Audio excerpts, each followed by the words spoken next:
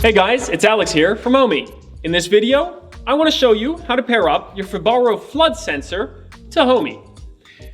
The pairing is really simple. Let's jump into it. In the Homey app, we need to head to Devices and hit the plus in the top right-hand corner. Here, you'll add new devices, and the first search is for the brand name. In this case, Fibaro.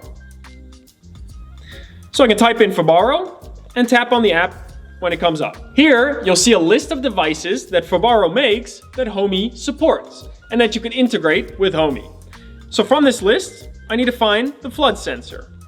Here I see a flood sensor and a flood sensor Z-Wave Plus. In this case, I'm adding the Z-Wave Plus version. So I'll tap on it and hit connect. Now, as always, Homey offers detailed pairing instructions for your smart device. In this case, I see that I need to open up the device and press the button 3 times. And the button is indicated with a little blue flash. That's really helpful. So let's open it up and hold it as I see in the diagram here. Now I can see from the indication I need to press this button here 3 times. Let's do this now. 1, 2, 3. You'll see a check mark on the first step, and we'll move on to step 2, which is actually the same process. Press on the button 3 times. Let's do it again. 1, 2, 3.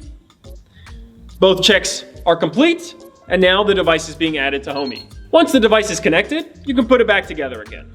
You'll also see that the device has been added in the devices screen. If I hold on the tile, I can see some more information about this device. In this case, it has a tamper alarm, temperature, and a water alarm.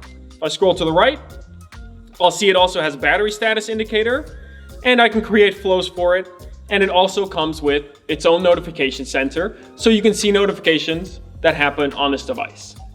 Now remember that with Homey, you can create flows for a sensor like this. So for example, you could have a push notification sent to your phone if there is water detected in your house and you're away.